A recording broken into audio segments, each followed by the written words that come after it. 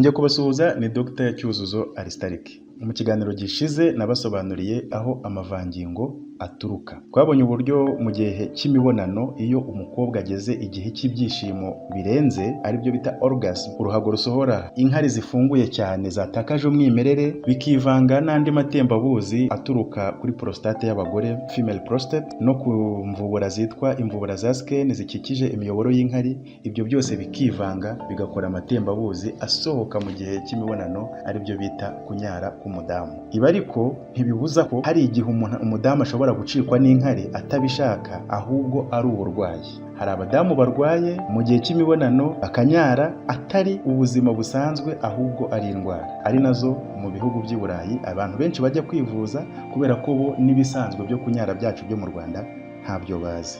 Reka turebe indwara 3 zizwi kwa muganga zishobora kwitiranwa no kugira amavangingo kandi ari uburwayi. Niba urwaye imwe muri izo ndwara, menya ko atari ubuzima, ukeneye kujya kwivuza. Reka turebe iya mbere muri izo ndwara. Muraza kunyihanganira, nta kinyarwanda zigira ariko nagerageje kugishaka.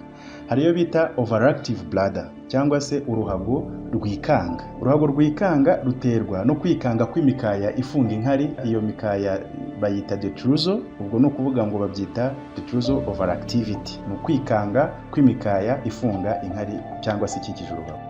Uruhago rwikanga overactive bladder uru rutuma habaho gushaka kunyara mu buryo butunguranye kandi ukabishaka cyane, hanyuma ibi bikajya bikubaho inshuro nyinshi. Ujya kumva ushatse kwihagarika bitunguranye kandi cyane, ntushobore kubitangira ku buryo ujya kuri toilette inshuro nyinshi ku munsi wihagarika udukari duke duke. Rimwe na rimwe inkari zishobora kugucika utabishaka. Ibimenyetso biranga iyi ndwara ni ugushaka kwihagarika bitunguranye kandi bikaza bifite imbaraga. Gucikwa n'inkari igihe ushatse kwihagarika kubera ko ziza zifite imbaraga. Hanyuma hakaza kujya kwihagarika kenshi, wenda nk'inshuro 8 cyangwa se zirenzeho ku munsi. No kubyuka nijoro inshuro nyinshi ujya kwihagarika, wenda nk'inshuro zirenze 2 mu ijoro. Hanyuma nyine hakaza no gucikwa n'inkari mu gihe cy'imibonano.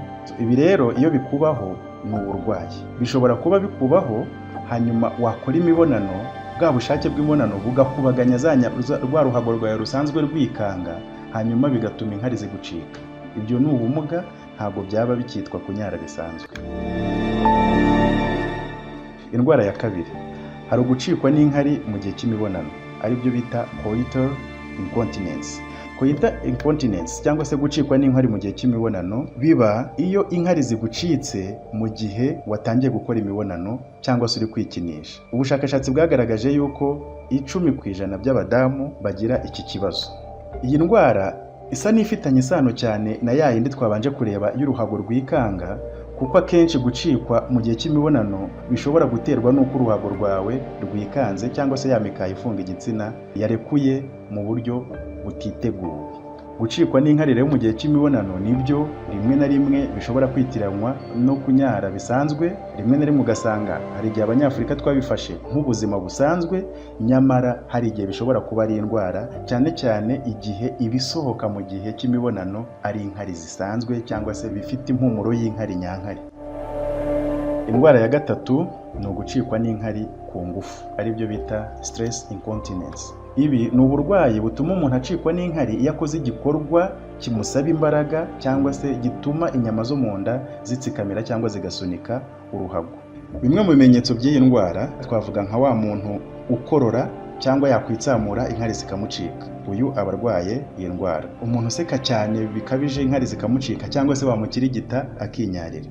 Hari umuntu wunama cyangwa se yashaka guterura ikintu kiremereye inkari zikamucika akaba yakwinyarira.